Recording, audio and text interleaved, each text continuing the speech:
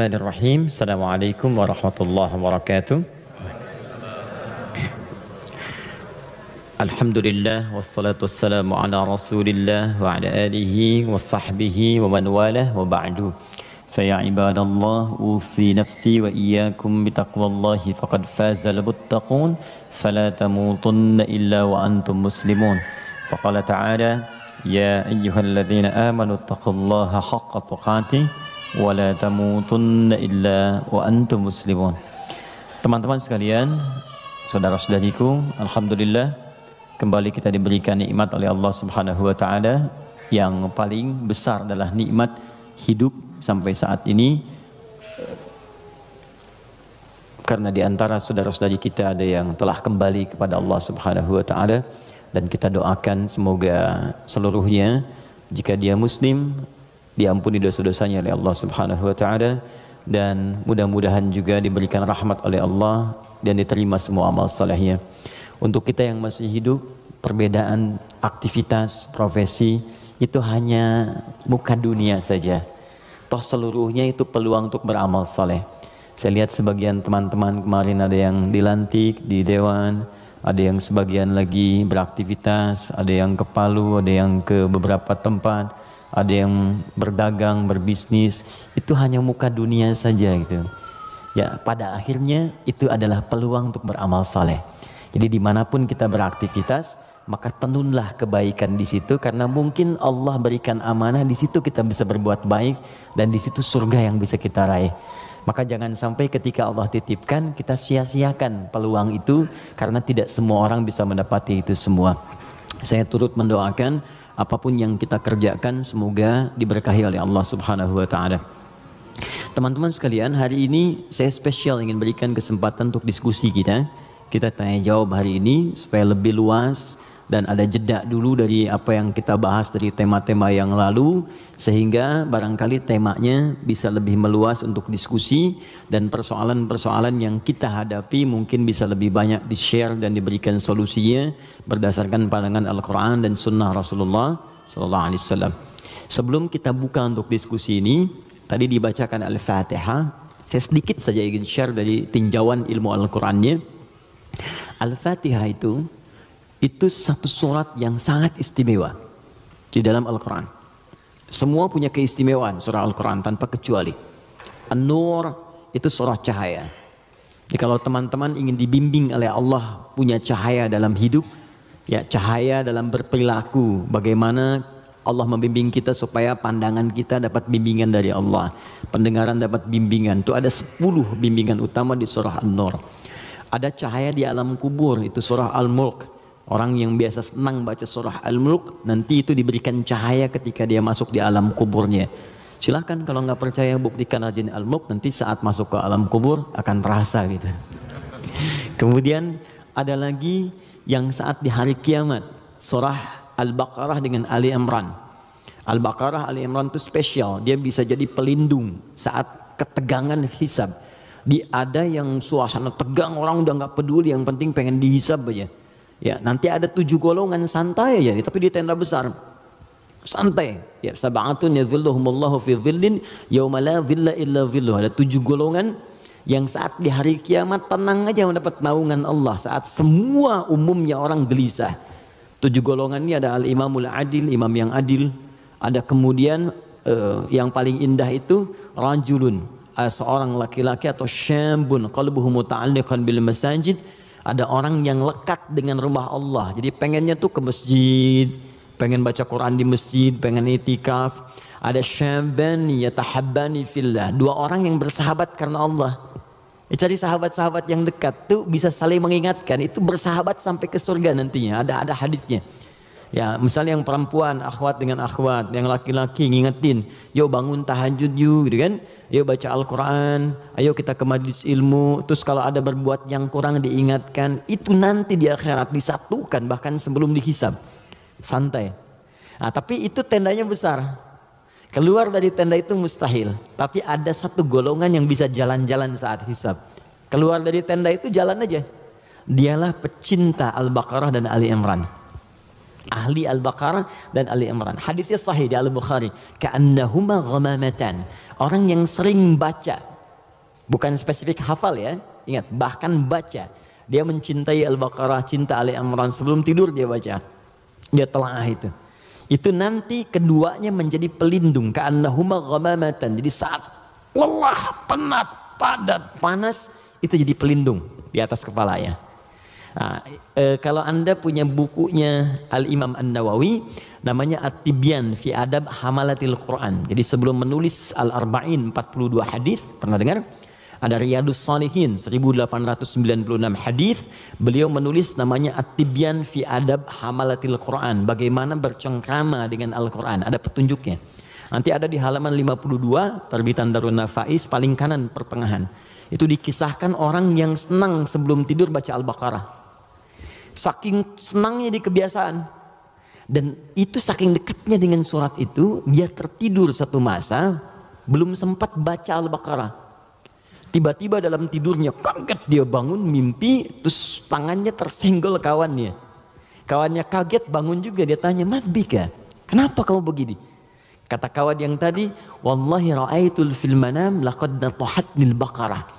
Tadi saya di mimpi, di tidur saya mimpi, saya diseruduk Al-Baqarah. Al-Baqarah kan sapi betina gitu kan. Nah, diseruduk, bangun, kamu belum baca saya gitu. Nah, itu sampai begitunya gitu ya. Jadi kalau Allah sudah sayang dengan seorang hamba, terus dia dekat dengan Al-Quran, maka Al-Quran itu akan menjaga kita. Nah, Al-Fatihah dia spesial. Al-Fatihah itu kan ada alnya ya. Ya, Fatihah itu artinya pembuka. Oh, ini kelihatan? Belum saya tulis. Masya Allah, imannya kuat banget, belum ditulis udah kelihatan. Wah, luar biasa. Ya, semoga Allah ampuni dosa kita. Fatihah. Oke. Lihat sini baik-baik, fokus. Fatihah itu artinya pembuka, bukan sekedar pembuka, tapi pembuka semua ragam kebaikan, semua jenis kebaikan.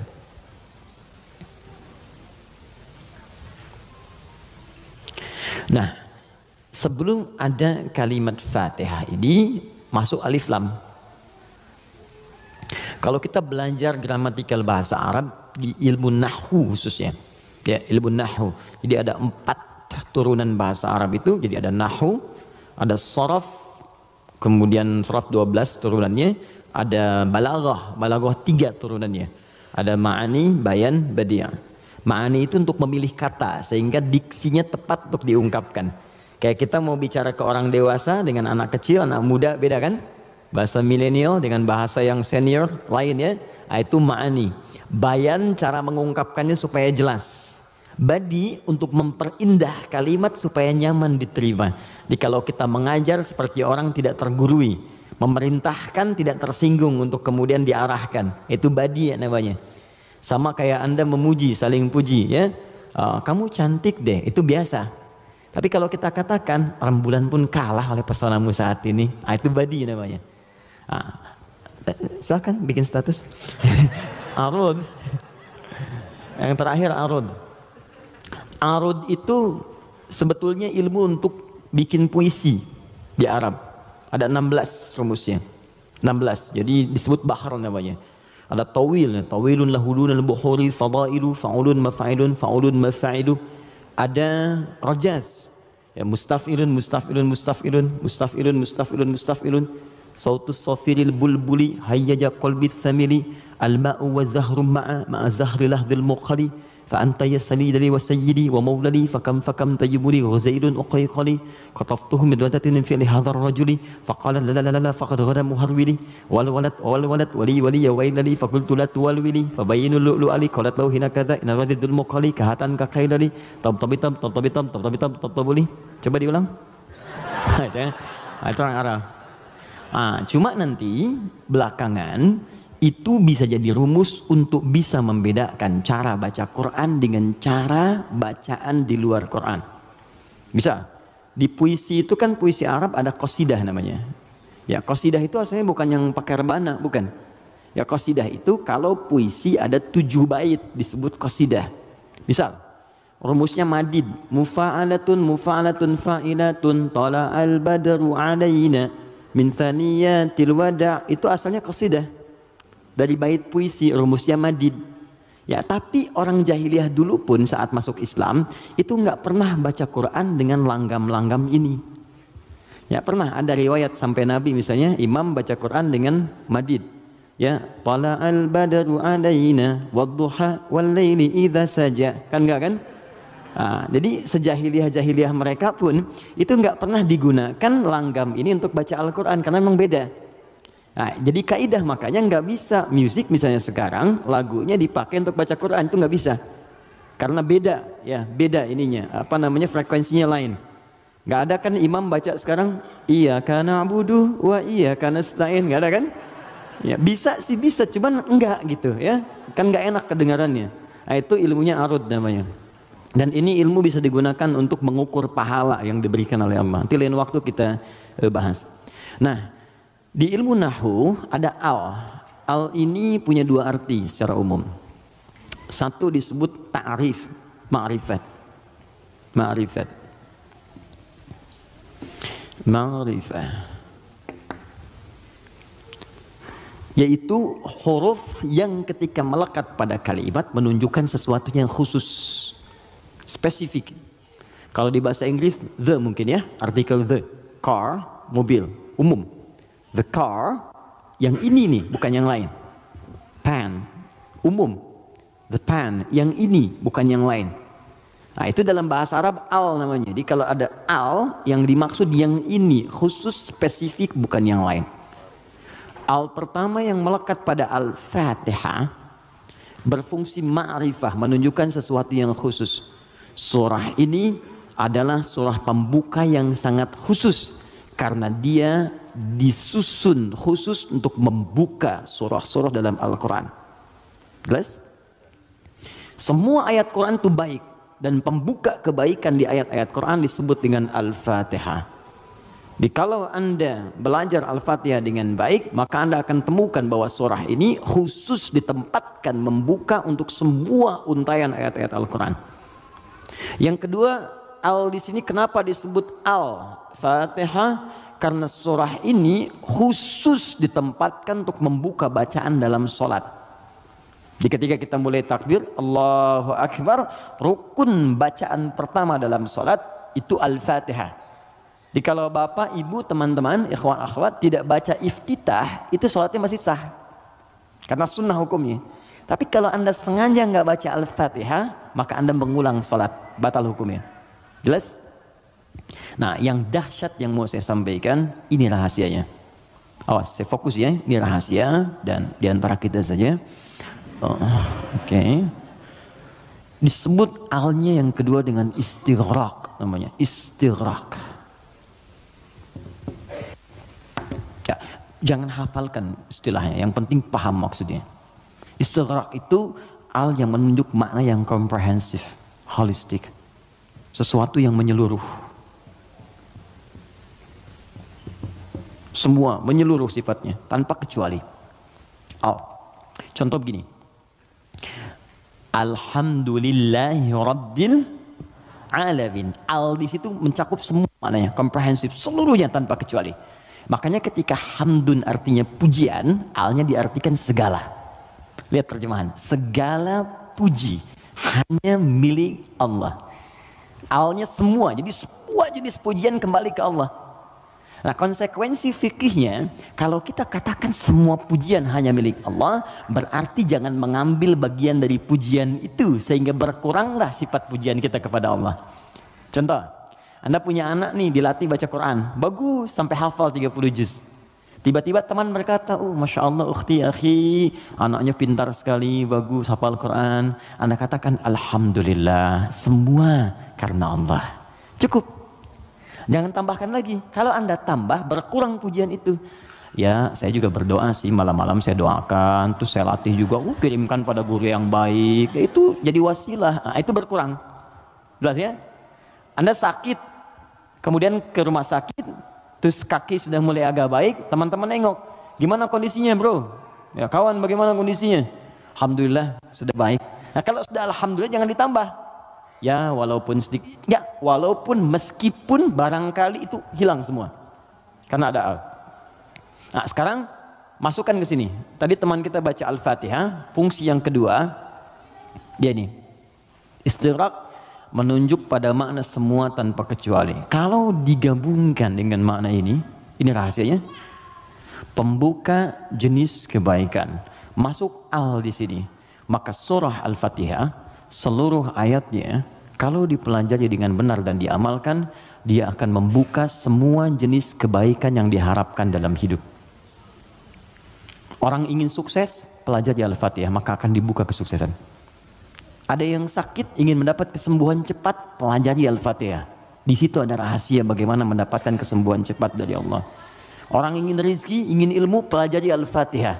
Maka di situ ada nilai-nilai kebaikan yang cepat dibuka. Makanya satu-satunya surah dalam Al-Quran yang banyak namanya sesuai dengan objek kebaikannya hanya Al-Fatihah.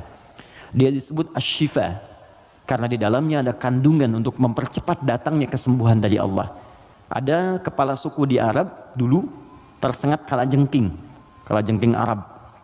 Racun masuk ke dalam sampai sekarat. Secara medis nggak bisa, semua angkat tangan. Datang rombongan sahabat, yang tadinya mampir ditolak, kemudian dikejar. Ada nggak yang bisa menyembuhkan di antara kalian? Satu orang mengangkat tangan. Kata orang ini, insya Allah, bukan saya akan sembuhkan kalau Allah berkehendak. Dibawa orang ini, kemudian menghadap pada kepala suku tadi, dilihat kondisinya, dibacakan Al-Fatihah, hanya sekali baca, tidak diulang, tanpa wasilah apapun. Begitu dibacakan, selesai baca, sembuh orangnya. Nah, ini pembuka semua jenis. Makanya dalam setiap keadaan seringkali dibaca Al-Fatihah, Fatihah, Al-Fatihah. Tapi persoalannya, kok orang dulu bisa sekali baca sembuh, orang sekarang ratusan ribuan kali nggak sembuh-sembuh gitu. Persoalannya apa? Nah, rahasia Al-Fatihah ada di ayat kelimanya. Ini yang mau saya sampaikan, ini hadis qudsi di sini. Ya. Ayat kelima, yuk kalau kita hitung dari Bismillahirrahmanirrahim.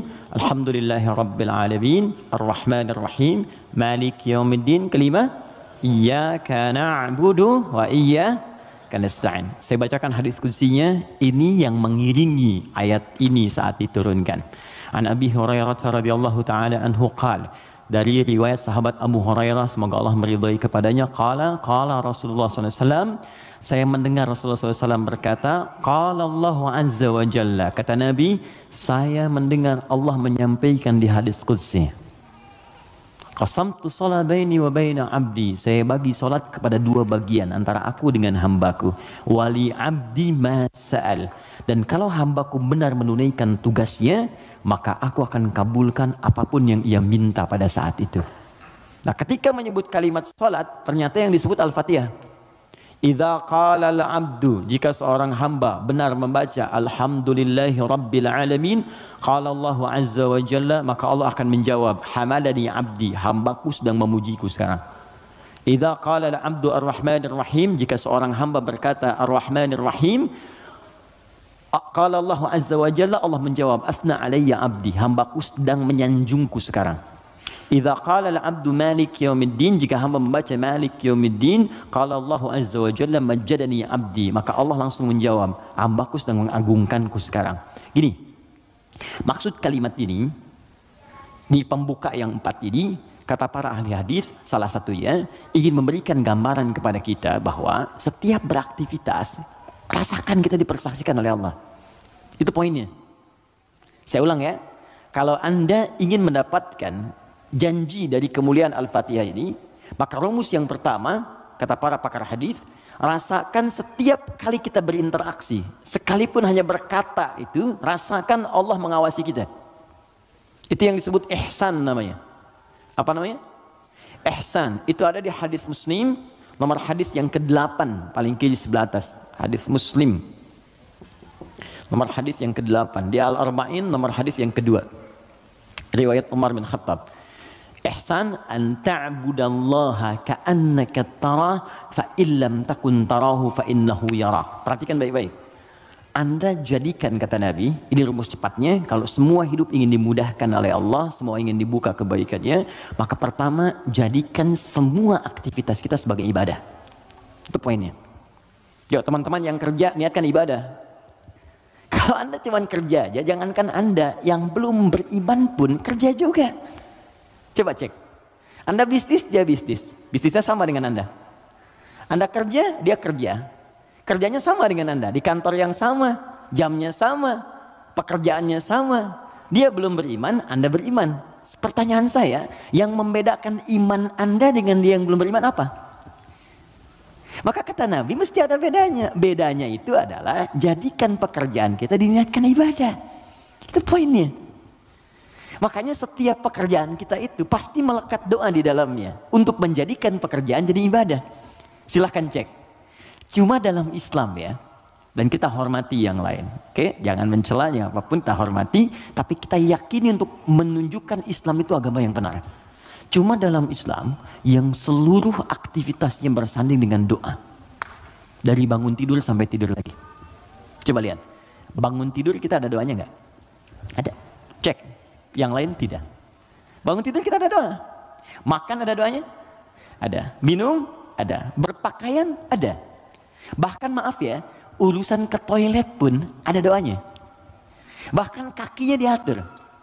Masuk toilet kaki kiri, keluar kanan. Beda dengan ke masjid. Masuk masjid kaki kanan, keluar kiri. Doa masuk keluar beda. Tuh, bekerja ada doanya. Even kita tidak tahu doanya pun, kata Nabi cukupkan dengan kalimat Bismillahirrahmanirrahim. Kullu amrin dzibalin la yubda'u fihi bi Bismillahirrahmanirrahim fahuwa abtar. Setiap perbuatan baik yang tidak diiringkan kalimat Allah di dalamnya, minimal Bismillahirrahmanirrahim. Paling singkat Bismillah. Minum Bismillah, makan Bismillah, ya bekerja Bismillah. Itu kalau kita nggak ungkapkan itu mohon maaf nilai ibadahnya hilang. Ya. Nah, apa manfaat menjadikan aktivitas kita ibadah? Di antara manfaatnya, kalau kita menjadikan itu ibadah dan kita merasa disertai, diawasi oleh Allah, maka mustahil Anda akan mengerjakan yang buruk dalam hidup. Mustahil. Ini ada minuman ditawarkan pada Anda. Dan Anda merasa saat akan minum ini, Allah mengawasi kita. Maka mustahil Anda akan menyentuh minuman yang tidak disukai oleh Allah. Mustahil. Demi Allah saya katakan. Nggak akan pernah Anda minum minuman yang dilarang, bahkan mengucapkan kalimat Bismillah. Udah minum aja dulu whiskinya pakai Bismillah biar dosanya kurang dikit. Nggak bisa. Mustahil. Nggak akan Anda sentuh. Pekerjaan juga begitu. Ya, kaki, tangan, teman-teman yang tugas di dewan nggak akan nyusun anggaran macam-macam. Kenapa? Karena merasa Allah lihat. Nggak mungkin Anda tanda tangan sesuatu sementara Anda merasa disaksikan Allah dan Anda tanda tangan pada yang buruk, mustahil. Wah, tapi kan fee-nya besar nih proyeknya. Allah menyaksikan kita. Atau saya istikharah dulu deh biar benar. Jelas ya? Nah, kalau kita merasa disaksikan Allah, kemudian kita berada di track yang benar untuk mengerjakan kebaikan. Jadi dari mulai kepala sampai kaki itu semua baik. Melihat baik, karena takut begitu melihat yang salah Allah lihat nih, malu. Mendengar baik, melangkah baik. Ketika kebaikan ini dijaga, maka terbukalah semua pintu kebaikan. Ini maksudnya. Maka ketika Anda jadikan ibadah, maka perhatikan kalimatnya. Idza qala al-'abdu, ketika hamba sampai pada kalimat iyyaka na'budu. Ya Allah, kepadamu saja, untukmu saja. Perhatikan cara menerjemahkannya. Kami beribadah, maksudnya kami jadikan semua aktivitas kami sebagai ibadah hanya kepadamu saja. Salat kami hanya untukmu, puasa kami hanya untukmu, bekerja pun kami niatkan mendapat ridhamu, tidur pun kami niatkan mendapat ridhamu. Makanya sebelum tidur kita ada doanya, kan? Jika Anda benar mengucapkan kalimat ini, iyyaka na'budu, dan kita praktekkan dalam hidup, perhatikan, wa iyyaka nasta'in. Ya Allah, saya seorang hamba yang pasti punya persoalan dan butuh pertolonganmu. Kalaupun saya punya masalah, pasti saya hanya akan minta kepadamu. Lihat jawabannya. Hadza baini wa baina abdi. Langsung dijawab oleh Allah tuntas. Ini perjanjian antara aku dengan hambaku. Wali abdi. Kalau hambaku benar komitmen dengan perkataannya, mengerjakan semua aktivitasnya sebagai ibadah kepadaku, masalah apapun yang dia minta, aku akan kabulkan. Hadis qudsi. Apapun yang dia minta, aku akan kabulkan. Bahkan ada orang yang belum minta sudah diberikan oleh Allah Subhanahu wa taala, bergantung pada level ibadah yang ia kerjakan. Semakin tinggi, semakin kuat. Nah, kalau Anda kumpulkan jumlah ibadah ini, ada sholat, ada puasa, Anda tingkatkan, infak, baca Quran, semakin ditingkatkan semakin tinggi, maka kumpulan ibadah ini disebut takwa namanya. Apa namanya? Takwa. Karena itu ketika Quran menyebutkan kalimat takwa, pasti bersanding dengan ibadah. Coba lihat, sholat ibadah bukan? Kalimat sholat dibuka dengan takwa. Dzalikal kitabu la raiba fihi hudal lil muttaqin. Al-Baqarah ayat 2. Siapa orang takwa di sini? Ayat 3. Alladzina yu'minuna bil ghaib wa yuqimunas shalah. Oke, teman-teman, kita puasa. Puasa dibandingkan dengan takwa. Al-Baqarah ayat 183. Ya ayyuhalladzina amanu kutiba alaikumus syiyam kama kutiba alal ladzina min qablikum la'allakum tattaqun. Yang kemarin haji, semoga Allah terima hajinya. Yang umrah, semoga yang belum segera berangkat insyaallah. Ya, yang nggak cukup dengan amin, nabung, siapin schedule yang baik. Oke, sekarang lihat, kita haji yang umrah itu muaranya takwa. Buka Quran surah kedua ayat 197, paling kanan sebelah atas. Al-hajju ashhurum ma'lumat faman farada fihinna al-hajja fala rafatha wala fusuqa wala jidala fil hajj wa ma taf'alu min khairin ya'lamhu Allah wa tazawwadu fa inna khairaz zadi taqwa. Semua takwa. Nah, rahasianya di sini. Kenapa kita diminta sholat, puasa, zakat, takwa? Karena ternyata takwa itu wasilah untuk mencapai harapan yang kita inginkan. Buka Quran surah kelima ayat 35. Paling kanan sebelah bawah di mushaf. Quran surah kelima Al-Ma'idah ayat 35. Saya kasih rumus cepat, setelah ini kita diskusi. Oke. Ya ayyuhalladzina amanu, hai orang-orang yang telah menyatakan dirinya beriman kepada Allah, ittaqullaha, tingkatkan takwamu kepada Allah. Tadi bentuknya ibadah. Di kalau sholat tingkatkan. Maksud ditingkatkan di sini dari yang fardu ke sunnah, gitu kan? Dia bukan menambah bilangan yang fardu. Oh, berarti besok aku subuh dari 2 jadi 4 gitu ya Ustaz. Yuk saya tambah dengan yang sunnah. Yo, yang belum duha, yang belum tahajud, tambah, naik ke atas. Ya, puasa tambah, yang dari Senin tambah Kamis. Okay? Kamis, Senin, Kamis, puasa Ayyamul Bid, 3 hari di pertengahan bulan. Tambah lagi misalnya Daud, kalau kita mampu sesuai dengan kemampuan. Naik untuk apa? Teruskan ayatnya.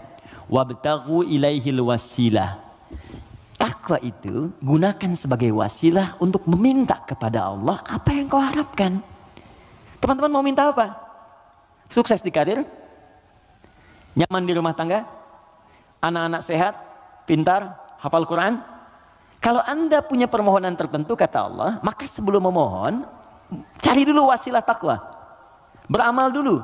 Dan niatkan amalan itu untuk mewujudkan apa yang ingin Anda mohonkan tadi. Itu rumus. Makanya banyak orang yang mengerjakan ibadah itu diisi dengan doa permohonan. Puncaknya sholat. Makanya sholat disebut sholat karena banyak doa di dalamnya. Coba lihat, waktu kita diminta sholat. Mu'adzan itu pengumumannya, kan itu membuat kalimat bukan cuma sholat. Saya tanya sebentar, yang pengen sukses boleh angkat tangan siapa? Oke. Yeah, it's happening. Oke, yang pengen bahagia? Baik. Yang pengen sukses tapi nggak bahagia? Pilih mana? Sukses tapi nggak bahagia atau bahagia nggak sukses? Tidak ada pilihan ketiga dan nggak usah milih. Ini saya satu dulu. Oke, kalau Anda ingin keduanya, sukses dan bahagia, namanya falah di bahasa Arab. Apa namanya? Falahun. Kalau Anda digenggam dan nggak mau Anda lepas, maka disebut aflah namanya. Aflah. Oke, sekarang lihat sini. Teman-teman masih ingat setiap hari kita sholat kan? Sebelum kita sholat ada tanda waktu sholat telah tiba. Apa tandanya? Adzan. Yuk kita lihat suara adzan. Begitu Allahu Akbar sampai ke kalimat hayya 'alas shalah. Ayo sholat. Terus Anda bertanya, kenapa saya sholat ya Allah? Kata Allah, saya nggak butuh sholatmu. Kamu nggak sholat pun tidak akan menurunkan statusnya sebagai Tuhan. Cuman kamu butuh dengan sholat itu wasilah untuk minta kepadaku. Kamu sholat hayya 'alas shalah karena kamu ingin dapat falah. Maka dalam suara adzan setelah hayya 'alas shalah apa kalimatnya? Hayya 'alal falah. Kalau sudah digenggam itu, aflah namanya. Kata Allah, orang beriman pasti menggenggam kesuksesan. Itu pasti. Jadi kalau orang beriman sukses itu nggak aneh. Yang aneh itu beriman tapi nggak sukses. Aneh itu. Pasti ada yang kurang menerapkan nilai keimanannya. Makanya Allah turunkan surat orang beriman yang sukses itu. Quran surah ke-23. Al-Mu'minun. Perhatikan pembuka ayatnya. Qad aflahal mu'minun. Aflah. Kata Allah, orang beriman itu semuanya tanpa kecuali pasti akan menggenggam kesuksesan dan kebahagiaan dalam hidupnya. Walaupun definisi sukses itu bisa beda-beda. Bagi si fulan ketika aku mencapai posisi ini, bagi yang lain di sini pun aku sudah sukses. Ya, bahagia juga bisa lain-lain. Ya, orang berkata minum kopi udah bahagia, minum teh bahagia, bahagia itu begini, bahagia itu seperti ini. Tapi Quran tuh memberikan yang pasti gitu. Karena semua manusia itu relatif. Kata Allah, kalau engkau ingin menggenggam kebahagiaan itu, maka ini amalannya. Alladzina hum fi salatihim khashi'un, salat. Alladzina hum lizakati fa'ilun, zakat.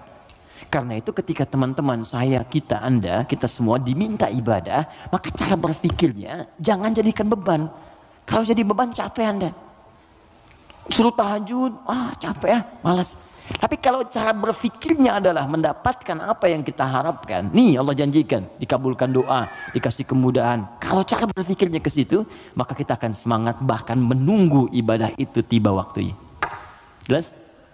Maka kalau teman-teman setiap kajian dengan ustadz manapun, siapapun, tadi ada yang bacakan Al-Fatihah seperti tadi, maka ingat-ingat, barangkali bukan Al-Fatihah yang dibacakan, barangkali ada pengingat dari Allah, hei, dari sekian bacaan itu engkau bacakan 17 kali dalam sehari seumur hidup, maka berapa yang sudah engkau praktekkan? Apakah engkau merasa aku mengawasimu saat beraktivitas? Ataupun engkau merasa bahwa setiap ibadah itu